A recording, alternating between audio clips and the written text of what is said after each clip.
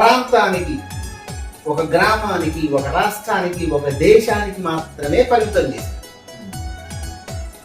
కానీ దేవుడు అంటే ప్రపంచవ్యాప్తంగా ఉంటాడు. ఎందుకంటే సృష్టికర్త. ఈ సృష్టిని సృష్టించిన సృష్టికర్త. ఆయన ద్వారా కలిగినది ఏది, ఆయన లేకుండా కలగలేదని మనం చదువుకుంటున్నాం కదా. ఆయన ద్వారా ఈ సృష్టి ఏర్పడి గాలి గర్భమందు ఎముకలు ఏ రీతిగా ఎదుగునో ఎవరికి తెలుసు? అంటే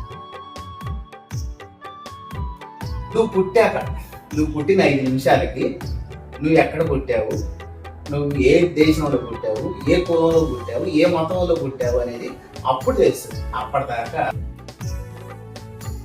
అందుకే బైబిల్ చెప్తుంది శరీర సంబంధమైన తండ్రులు అనుకున్నాం కానీ ఆత్మ సంబంధమైన దేవుడు, ఆత్మల తండ్రి ఎవరు అంటే దేవుడు ఉన్నాడు. అదేవిధంగా చెప్తుంది క్రిస్టియన్ అనేవాడు వీర్యంతో పుట్టినోడో లేకపోతే శరీర సంబంధమైన దాంట్లో పుట్టినోడో కాదు, వాక్యం ద్వారా పుట్టినటువంటి వాడు. శరీర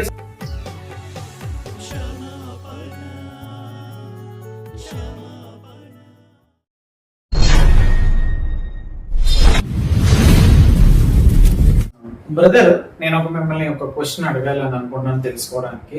సో యాక్చువల్గా ఇప్పుడు చాలా మంది మూర్ఖులు, ఉన్మాదులు, చాలా మంది పేట్రేగిపోతున్నారు. చాలా మంది వీళ్ళందరూ ఏం మాట్లాడుతున్నారు అని అంటే, క్రిస్టియానిటీలోకి వచ్చిన ప్రతి ఒక్కరిని రే మీరు మాకే పుట్టారురా, మీరు మాకే పుట్టారా, మా తాతలకు పుట్టారా, మా నాన్నలకు పుట్టారా, చాలా దారుణంగా తప్పుడు మాటలు మాట్లాడుతున్నారండి క్రిస్టియానిటీలోకి వచ్చినటువంటి వాళ్ళు. సో ఇలాంటి వాళ్ళకి ఎలా సమాధానం చెప్పాలి, దాన్ని ఎలా స్వీకరించాలి? చాలా మంది బాధపడుతున్నారు, హట్ అవుతారు, ప్రతి ఒక్కరు బాధపడుతున్నారు. అలాంటి మూర్ఖులకి ఎలా సమాధానం చెప్పాలి, దాన్ని మనం ఎలా స్వీకరించాలి ఆ మాటని అనేది కొంచెం మాకు ఎక్స్ప్లెయిన్ చేస్తే తెలుసుకుంటాం. కొంతమంది అంటే ఈ మధ్య కాలంలో మూర్ఖులు చాలా మంది మాట్లాడే విషయం ఏంటంటే, మీరు మాకే పుట్టారు అంటే ఇది చాలా పెద్ద మాట. మరి క్రైస్తవ సమాజం మరి ఎందుకు ఊరుకుంటుందో, క్రైస్తవ సమాజం ఎందుకు కాముగా ఉందో అర్థం కావట్లేదు. కానీ ఆ మూర్ఖుడు అన్న మాట ఎంత భయంకరమైందంటే, మీ ఇంటికి ఎవడో వచ్చినని మీరు అనుకుంటున్నారు కానీ రాలేదు, మీరు మాకే పుట్టారు, హిందూ వీర్యానికే పుట్టారు అంటే ఈ టైప్ మాటలు మాట్లాడుతూ ఈ నేల మనది, గాలి మనది, ఈ భూభాగం మనది, మొత్తం మంది అని మతాన్ని కానీ దేవుణ్ణి కానీ ఒక ప్రాంతానికి, ఒక గ్రామానికి, ఒక రాష్ట్రానికి, ఒక దేశానికి మాత్రమే పరిమితం చేశారు. కానీ దేవుడు అంటే ప్రపంచవ్యాప్తంగా ఉంటాడు. ఎందుకంటే సృష్టికర్త. ఈ సృష్టిని సృష్టించిన సృష్టికర్త. ఆయన ద్వారా కలిగినది ఏది, ఆయన లేకుండా కలగలేదని మనం చదువుకుంటున్నాం కదా. ఆయన ద్వారా ఈ సృష్టి ఏర్పడింది కదా. మరి సృష్టి ఏర్పడినప్పుడు ప్రపంచంలో ఉన్న మనుషులందరూ కూడా ఎవరు? దేవుని పిల్లలు. వాళ్ళందరినీ చేసింది ఎవరు? దేవుడు. అంటే ఈ ప్రపంచాన్ని చేసిన వాడు ఒక ప్రాంతానికో, ఒక గ్రామానికో, లేదంటే ఒక ఏరియాకో, ఒక దేశానికో పరిమితం కాడు. ఎప్పటికైనా సృష్టికర్త అంటే ఈ విశ్వానికి సృష్టికర్త. సో చేసింది ఎవరు? పుట్టించింది ఎవరు? ఆయా వాళ్ళ తల్లి గర్భాల్లో పుట్టించింది ఎవరు? అలా పుట్టడానికి గల కారణమైన వాళ్ళు ఎవరు అంటే ప్రభువైన యేసుక్రీస్తు ద్వారానే జరిగింది. ఈ సృష్టి నిర్మాణం అలానే జరిగింది. ఈ భూమి మీద పుట్టిన మనుషులందరూ కూడా వారి వారి తండ్రుల గర్భాల నుంచి వస్తున్నారు అంటే దీని అంతటికి కారణం దేవుడే. అందుకే బైబిల్లో ఒక మాట ఉంటుంది, చూలాలి గర్భమందు ఎముకలు ఏ రీతిగా ఎదుగునో ఎవరికి తెలుసు? అంటే ఒక పిండము తల్లి గర్భంలో ఏర్పడటానికి 9 నెలల్లో శిశువు ఆకారం రావటానికి, ఆ నిర్మాణము, ఆ కణాలు ఏర్పడటానికి కానీ, ఆ ఎముకలు ఏర్పడటానికి కానీ, ఆ మజిల్స్ కానీ ప్రతి భాగం ఏర్పడటానికి కారణమైన వాళ్ళు ఎవరు? దేవుడు. ఆడ మగ అని కూడా తెలియటానికి కూడా కారణమైన వారు అంటే దేవుడు. మరి ఆ లోపల ఎలా ఎదుగుతుంది? ఎవడు చెప్తాడు? ఏ డాక్టరు చెప్పలేడు, ఈ మతోన్మాదులు అనుకునే ఈ సన్నాసులు చెప్పలేరు, ఎవ్వడూ చెప్పలేడు. మాటలు ఏముందండి, నోరే కదా, ఇష్టం వచ్చినట్టు మాట్లాడతారు. మొన్న కేటీఆర్ గారు ఒక మాట మాట్లాడారు, నువ్వు పుట్టిన 5 నిమిషాలకి నువ్వు ఎక్కడ పుట్టావు, నువ్వు ఏ దేశంలో పుట్టావు, ఏ కులంలో పుట్టావు, ఏ మతంలో పుట్టావు అనేది అప్పుడు తెలుస్తుంది. అప్పటిదాకా అది మనం నిర్ణయించేది కాదు. అంటే మూర్ఖులకి ఏమర్థమవుతుంది చెప్పండి? ఈ లోకంలో ఈ దేశం వరకే ఆలోచించి ఇక్కడ వరకే ఉంది, ఇక్కడ వరకే సమాజం అంటే బాయిలో కప్ప అదే ప్రపంచం అనుకుంటుంది. ఈ మూర్ఖులు కూడా అదే ప్రపంచం అనుకుంటారు. నాకు తెలిసి వాళ్ళకి తెలియదని కాదు, తెలుసు, కానీ ఆ మతోన్మాదాన్ని వాళ్ళ జీవితాల్లో వాళ్ళ బుర్రలలో బాగా ఎక్కిపోయింది. దానివల్ల ఆ రకమైన మాటలు మాట్లాడుతుంటారు. ఇక్కడ ఇంకోటి ఏంటంటే అక్కడ క్లియర్ గా అర్థమైపోతుంది క్రైస్తవులు ఎలాంటి వాళ్ళు యూజ్ చేసే మాటలను బట్టి అంటే నీ ధర్మం నీకు ఏం చెప్పింది. ఎస్, ఇక్కడ ఎవరైతే భరిస్తూ ఉన్నారో ప్రేమిస్తూ ఉన్నారో వీళ్ళకి ఏ ధర్మం అక్కడే అర్థమైపోతుంది, వాళ్ళ దేవుడు ఎలాంటి గొప్పవాడు అనేది అర్థమవుతుంది క్లియర్. ఇంకా దీని గురించి ఇంకేమైనా బైబిల్ నుంచి ఇంకేమైనా చెప్పగలరా మీరైనా సజెషన్స్? అంటే ఇప్పుడు మనం కొన్ని విషయాల్లో మాట్లాడుకుంటాం లోక కళ్యాణం అని. లోక కళ్యాణం అంటే అర్థం ఏంటంటే భూమి మీద ఉన్న మనుషులందరూ కూడా సుఖ సంతోషాలతో మంచిగా చక్కగా ఆయురారోగ్యాలతో బతికితే అది లోక కళ్యాణం అంటారు. అది లోక కళ్యాణం జరగాలి అంటే ఎక్కడి వరకు? ఇక్కడ మనమే మన భారతదేశంలో కులము మతము అని కొట్టుకొని వస్తూ ఒకడంటే ఒకటి పడకుండా ఒకడిని చూసి ఒకడిని ఓర్వలేనితనంతో ఉండి దేవాలయంలోకి రానియకుండా ఉండే వివక్ష చూపించి తక్కువ కులవాళ్ళని ఊరి చివరు వచ్చేసి ఇన్ని రకాల ఇబ్బందులు నువ్వే పెడితే నువ్వే మాట్లాడి మళ్ళీ నువ్వే మాకు పుట్టావని మాట్లాడుతుంటే అసలు నీ దగ్గర ప్రేమ ఎక్కడుంది? నీ ధర్మం అంటున్నావు కదా, కనీసం నీ ధర్మంలో ఉన్న నీకు ఒక్క ముక్కను వచ్చా రాదు. ఒకవేళ ఒక ఇంటర్వ్యూలో వాడిని అడిగితే వాడు ఏమంటున్నాడంటే ఇది ఈ పెద్దవాళ్ళని అడిగి తెలుసుకుందాం అంటున్నాడు. అంటే నీ గ్రంథం నీకు చదవటం రాదు, నీ గ్రంథంలో మాటలు తెలియదు, కానీ నువ్వు పెద్ద పెద్ద డైలాగ్. వీళ్ళందరూ సింగిల్గా బయటికి రమ్మనండి, సింగిల్గా బయట తిరగమనండి చూద్దాం. భయం మరి అంతటి భయం ఉన్నప్పుడు ఎందుకు మాట్లాడటం?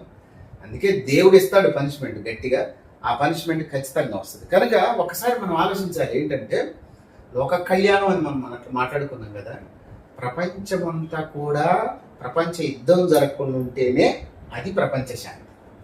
ఆ ప్రపంచ శాంతిని కోరుకోవాలి మనం. లోక కళ్యాణాన్ని ఏ విధంగా కోరుకుంటున్నావు? ప్రపంచ శాంతిని కోరుకోవాలి. నీ భారతదేశంలో ఉన్న నీ ఎదుటి వాడిని నువ్వు ప్రేమించలేని స్థితిలో ఉండి నువ్వు మతం మారావురా, నువ్వు తల్లిని మార్చావురా అని లేనిపోని సూటిపోటి మాటలు మాట్లాడుతూ నోటికి ఏదొస్తే అది మాట్లాడుతూ వారు నమ్ముకున్న దేవుణ్ణి కూడా ఇలా మాట్లాడటం అనేది అసలు ఎంత మాత్రం కూడా కరెక్ట్ కాదు. నాకు తెలిసి ఆ గ్రంథాలు కూడా చెప్పవు, ఎందుకంటే వాళ్ళ గ్రంథాలు చదివితే తెలుస్తాయి. గ్రంథాలు కూడా చెప్పవు, హిందూ గ్రంథాలు కూడా చెప్పవు. అందుకే వాళ్ళు మతోన్మాదులు మమ్మల్ని మతోన్మాదులు అంటారా అంటారు, కానీ నువ్వు ఉన్మాదాన్నిగా చూపిస్తున్నావు. నీ గ్రంథాన్ని చదివి ప్రేమను చూపించి నీ గ్రంథంలో ఉన్న దేవుడి యొక్క గొప్పతనాన్ని నువ్వు చాటించు. ఏ రోజన్నా ఏ ఛానల్ అన్నా ఒక్కడన్నా వాళ్ళ గ్రంథంలో గొప్పతనాన్ని చెప్తారా? చెప్పాలి. వీళ్ళు ఏం తీసుకుంటారంటే కేవలం క్రిస్టియన్ చెప్పే కొన్ని పనికిమాల సాక్ష్యాలు తెలియని వాళ్ళు, అక్షర జ్ఞానం లేని వాళ్ళు ఏదో అద్భుతం జరిగిందని ఎవరో వచ్చిరాని పాస్టర్ వాక్యం తెలియని పాస్టర్ చెప్పడం వల్ల వీళ్ళు వాటిని విని దాని ప్రకారంగా ఫాలో అవుతుండటం వల్ల జరిగే రాంగ్ స్టెప్స్ వాటిని ఎక్కువగా పట్టుకుంటారు. ఇంకా కొంతమంది పాస్టర్లు ఏంటంటే ఈ గ్రంథం బైబిల్లోది చదవకుండా వేరే గ్రంథాల్లో పోయి అన్నిట్లో కూడా యేసు ప్రభు ఉన్నాడని చెప్పడం కూడా బైబిల్లో వీళ్ళకి ప్లస్ పాయింట్ అవుతుంది. వీడు ఏమంటాడంటే మా దేవుడు యేసయ్య గొప్ప, నీ దేవుడి కంటే మా దేవుడే గొప్ప, నా కల్లో కనపడి చెప్పాడని మాట్లాడే వాళ్ళు ప్రబుద్ధులు ఉన్నారు. అంటే వీళ్ళు అజ్ఞానులు, వీళ్ళకి తెలియదు. ఆ మాటలన్నీ పట్టుకొని ఆ వీడియోలన్నీ క్లిప్పింగ్స్ చూపించుకుంటూ రెచ్చగొడుతూ హైందవ సమాజాన్ని, నాకు తెలిసి హైందవ సమాజాన్ని యూత్ని చాలా మందిని ఈ 10 సంవత్సరాల్లో జనరేషన్ నాశనం చేశారు. మూర్ఖులుగా మారిపోయే జనరేషన్ గా తయారు చేశారు. అదేవిధంగా క్రిస్టియానిటీలో కూడా అజ్ఞానం వల్ల కూడా మూర్ఖులు తయారైన వాళ్ళు ఉన్నారు. ఇలాంటి పరిస్థితులు ఉన్నాయి. అందుకే మీరు మాకే పుట్టారు, మేము మాదే ఇది, మా దేశం ఇది, మీరు పోతే ఇసుక మతాలు ఎడాల మతాలు మీరు అడిగి పోండి అని అంటారు. ఒక పిచ్చాడా? సృష్టికర్త అంటే ప్రపంచం అంతటా విశ్వం అంతటా ఉంటాడు, ఒక దేశానికి పరిమితం కాదు, ప్రపంచం అంతటికి పరిమితం. మన దేశంలో మనందరం ఎంత చక్కగా ఉన్నామో కలిసిమెలిసి మనం కూడా అదేవిధంగా దేశభక్తితో ఉండి అదేవిధంగా ప్రపంచ శాంతిని కోరుకోవాలి. మొన్న ఇరాకును దేనికి యుద్ధం జరిగింది కదా, గ్యాస్ ఏమైపోయింది, షార్టేజ్ వచ్చేసింది, గ్యాస్ దొరకట్లే, ఎంత విలవిల్లాడిపోయారు కొద్ది ఈ చిన్నపాటి యుద్ధానికి. మరి అలాంటిది ప్రపంచ యుద్ధాలు జరిగితే కరువులు కట్టకాలు తప్ప అప్పుడు మాట్లాడతాడు వీడు, అప్పుడు ఏ కరువులో దాక్కుంటాడు చెప్పు.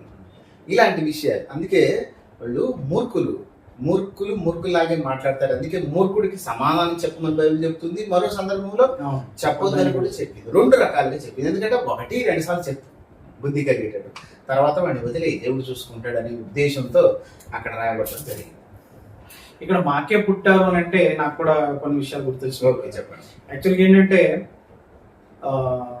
మరి వీర్యం మా వీర్యం నుంచి పుట్టారని ఇలా అన్నారు. కానీ వాళ్ళ గ్రంథాల నుంచి వాళ్ళు చెప్తుంది ఏంటంటే ఒకటి చెవులో నుంచి పుట్టాడు, ఒక ముక్కులో నుంచి పుట్టాడు, ఒక త్వరలో నుంచి పుట్టాడు, ఒక కడుపులో నుంచి పుట్టాడు, ఒక మొహంలో నుంచి పుట్టాడు అని అంటారు. మీరు ఎంత చెప్పినట్టుగానే సర్వ సృష్టికి దేవుడు ఒక్కడే. అందుకే బైబిల్ చెప్తుంది శరీర సంబంధమైన తండ్రులు అనుకున్నారు, కానీ ఆత్మ సంబంధమైన దేవుడు, ఆత్మల తండ్రి ఎవరు అంటే దేవుడు ఉన్నాడు. అదే విధంగా చెప్తుంది క్రిస్టియన్ అనేవాడు వీర్యంతో పుట్టినోడో లేకపోతే శరీర సంబంధమైన దాంట్లో పుట్టినోడో కాదు, వాక్యం ద్వారా పుట్టినటువంటి వాడు. శరీర సంబంధంగా పుట్టింది శరీరం, ఆత్మ సంబంధంగా పుట్టింది ఆత్మ. దేవుడు ఆత్మ, మనమందరం ఆయన పిల్లలు ఆత్మ సంబంధమైంది, కానీ ఏదో వీర్యానికో వాళ్ళ తాతలకు వీళ్ళ తాతలకు పుట్టినోడు కాదు. శరీర సంబంధం అర్థమవుతుంది అది. అవునండి. అంటే బైబిల్ చదివినోడికి అయితే బైబిల్ భాషలో చెప్పవచ్చు, వీడికి మాత్రం ఈ భాషలో చెప్పాల్సిన పరిస్థితి. రెండు రకాలుగా మనం వాళ్ళకి ఆన్సర్ ఇస్తాం. వాళ్ళంతా మీరు చెప్పినట్టుగా మూర్ఖులు, మతోన్మాదులు, కాబట్టి వాళ్ళకి ఏం తెలియదు, ఆలోచన శక్తి ఉండదు. నిజంగా వాళ్ళకి దైవభక్తి అనేది ఉంటే, వాళ్ళ గ్రంథాల మీద వాళ్ళ దేవుల మీద ఉంటే వాటి మీద ఫోకస్ పెట్టుకోవాలి, వాళ్ళ మీద భక్తి చూపించాలి. 100% అవును, అద్భుతంగా ప్రతి శ్లోకాన్ని ప్రతిపదార్థం వివరించి చెప్పొచ్చు, కానీ వాళ్ళకి తెలియక వాళ్ళ మూర్ఖత్వాన్ని ఈ విధంగా వాళ్ళు ఎక్స్ప్రెస్ చేస్తున్నారు. ఈరోజు ఈ మధ్యకాలంలో సాయిబాబా దేవుడు కాదు అంటేనే పెద్ద రచ్చ జరిగి చాలా ఇబ్బంది అవుతుంది. కానీ యేసు ప్రభుని డైరెక్ట్ గా లా భాష మీద తీయకుండా యేసు ప్రభు వారిని కానీ మరియమ్మని కానీ వీళ్ళు భయంకరంగా తిడుతున్నారు. ఇంత భయంకరంగా తిడుతున్నా చట్టాలు పనిచేయట్లేదా, రాజ్యాంగం పనిచేయట్లేదా, లేకపోతే మనం పోలీస్ స్టేషన్కి వెళ్ళినా మనకు న్యాయం జరగదా? ఎందుకంటే మనం నమ్ముకున్న దేవుణ్ణి వాళ్ళు అలా మాట్లాడినప్పుడు మనకి మనోభావాలు దెబ్బతింటాయి. వీళ్ళు దానికి ఏమంటారంటే, మీరు మా ఇంటింటికి తిరిగి సువార్త ప్రకటిస్తున్నారు, మా కొంపలు అమ్మటి వస్తున్నారు కాబట్టి మేము అంటున్నాం అని అంటున్నారు. ఎక్కడండి, ఎక్కడ జరుగుతున్నాయి సువార్తలు చెప్పండి? ఇప్పుడు ఈరోజు జరిగిన సువార్త ఎందుకు వెళతాం? అది రాజ్యాంగ ప్రకారంగా ఇచ్చినటువంటి హక్కు అది. ఆ హక్కు ప్రకారం వెళతాం అంతే తప్ప ప్రలోభాలకు గురి చేసో లేకపోతే ఇంకోటి చేసి మాట్లాడితే అప్పుడు నువ్వు మాట్లాడాలి, చట్టం మాట్లాడు, న్యాయం మాట్లాడు, అప్పుడు నువ్వు వెళ్ళు. అంతే తప్ప చిన్నగా బైబిల్ పట్టుకొని కరపత్రం పట్టుకొని పోతే వాటి మీద దాడి చేయడం అనేది అది మృగం యొక్క స్వభావం అవుతుంది తప్ప అది మానవ స్వభావం ఎంత మాత్రం కాదు. క్రూరత్వం నీ జాతి చూపిస్తుంది, దైవత్వం మా గ్రంథం చూపిస్తుంది. అదే మనం క్రైస్తవుడిగా చూపించాల్సింది. అందుకే అనేది పుట్టగానే నీ కులము తెలియదు, నీ మతము తెలియదు, నీ ఏ ప్రాంతం తెలియదు. ఎప్పుడు తెలుస్తుంది? నువ్వు పుట్టిన 5 నిమిషాలకి నువ్వెవరు అనేది తెలుస్తుంది. అయినా అందరూ ఒకరికి పుడితే మరి ఒక తండ్రి పుట్టినటువంటి పిల్లల మధ్య మళ్ళీ అమానుష్యాలు, వివక్షలు, ఒంటరితనాలు ఎందుకంటే చెప్పండి. అంటే ఎక్కడ జరుగుతుంది? ఎక్కడో గ్రంథాల్లో మా గ్రంథాలు లేవాలా మీరు అనుకుంటున్నారు అట్లని అంటారు. ప్రతిదీ వాళ్ళే, క్వశ్చన్ వాళ్ళే, ఆన్సర్ వాళ్ళే, ప్రతి దానికి వాళ్ళే చెప్తారు అనమాట. అంటే ఎంత వీళ్ళని ఏ రకంగా అయినా సరే ఎస్సీలను తక్కువ వారినే ఉంచాలి, ఊరి చివరినే ఉంచాలి. ఒకప్పుడు ఎలా ఉంచాం, ఇప్పుడు అలానే ఉంచాలి. అణచివేతే తప్ప ప్రేమతో దగ్గర తీసి ఇదిగోరా మన గ్రంథాల్లో ఈ విధంగా ఉంది, మన దేవుడు గొప్పతనం ఇదిగాని ప్రేమతో చూపించినోడు ఒక్కడు లేడు, వాళ్ళ గ్రంథాలను చదివినోడు లేడు. చదవకుండా ఎందుకుంటారండి? చదువారు, అది అర్థం చేసుకున్నారు కాబట్టి వాళ్ళు అలా బిహేవ్ చేస్తున్నారు. ఇప్పుడు అలా అనుకుంటే ఒకడు మొన్న ఒకతను బై నరేష్ ఒకతను అడిగాడు, ముద్దోడు. ఏమని అడిగాడంటే, నీ గ్రంథాలు ఉన్నాయి కదా, నీ గ్రంథాల ప్రకారంగా నువ్వు గ్రంథాలన్నీ చదివావా? నీ గ్రంథాలు అంటే, ఆ గ్రంథాలు నేనేం చదవలేదు. ఏం చదివాడు మరి? చదివితే 4 కోసేస్తారని అందులో నేను ఫైటర్తో మాట్లాడు. ఫైటర్ ఏంటి? దేంట్లో ఫైటర్? నువ్వు అసలు ఈ గ్రంథమే లేనప్పుడు నువ్వేం ఫైటింగ్ చేస్తావా? ఇలాంటి సందర్భాలన్నీ కూడా మనం తీసుకోగలిగితే ఎంత అణిచివేత గురి చేయబడుతుందనో ఆలోచించాలి. ఇందులో ఇంకో విషయం కూడా ఆలోచించాలి. మరి మాట నేను అనవచ్చు అనకూడదు, కానీ ఒక రకంగా చెప్పాలంటే దళితుడికి దళితుడే శత్రువు. కొన్ని సందర్భాలు, అందరు కాదు, కొన్ని విషయాలు. ఎందుకంటే వీళ్ళకే గొడవలు పెడుతున్నారు. దళితులకే గొడవలు పెట్టుకొని కొంతమందిని హిందువులుగా, కొంతమంది క్రైస్తవులుగా 2 భాగాలు విడదీసేసి కొట్టుకుంటారు అని చూస్తున్నారు, చోద్యం చూస్తున్నారు. కొట్టుకుంటారు అంటే ఎవరు బలవ్వాలి? మళ్ళీ సో ఇలాంటి సందర్భాలు ఉన్నాయి. మొన్న ఈ మధ్య ఒకడు మాట అన్నాడు కదా, అంటే వాడు సందర్భంలో ఏదన్నా ఒక వీడియోలో మాట్లాడేటప్పుడు వాడు ఏమంటాడంటే, మీలాగా చేతగానోళ్ళమా, చేతులకు మేకులు కొట్టించుకున్నామని మాట్లాడతాడు. వాడు ఎంత బాధ కలుగుతుంది కదా. నువ్వు మాట్లాడేది, నువ్వు చెప్పే సబ్జెక్ట్ చెప్పు, నీకు ఎందుకు చేతగానే ఎప్పుడు క్రిస్టియానిటీ మీద పడి ఏడవకపోతే ఇదిగో ఇది మా గొప్పతనం అని నువ్వు చెప్పగలుగుతావు? చెప్పలేదు. ఆయన 3 మేకులే కాదు, 3 మేకులు పీక్కోలేదు, 3 మేకులు కొట్టించుకొని చేతకన్నారు. సమాధిని బద్దలు కొట్టిండు ఆయన. సమాధిని బద్దలు కొట్టాడు. పరిశుద్ధంగా బ్రతికాడు. చేతనైతే అలా చూపించాడు, అది చేయలేదు. మరణాన్ని ఆయన చేసింది వీళ్ళెవరో చేయలేదు. ప్రేమను చూపించాడు, హత్తుకున్నాడు. వివక్ష ఎవరి దగ్గర అయితే చూపించారు, అంటరానితనంగా ఎవరైతే మూలంలో ఉన్నారో వాళ్ళందరినీ హత్తుకున్నాడు. వీళ్ళు అలాంటి చేయలేరు కదండి. వాళ్ళు చేయలేకే క్రీస్తు మీద ఇలాంటి నిందలు జరుగుతూ ఉన్నారు. ఏదైనా మంచి చేసేవాళ్ళు ఎవరైనా ఉంటే మంచి చేసేవాళ్ళు ఎప్పుడు తిడుతూనే ఉంటారు, దూషిస్తున్నట్టు. అది యేసుప్రభు విషయంలో జరిగింది.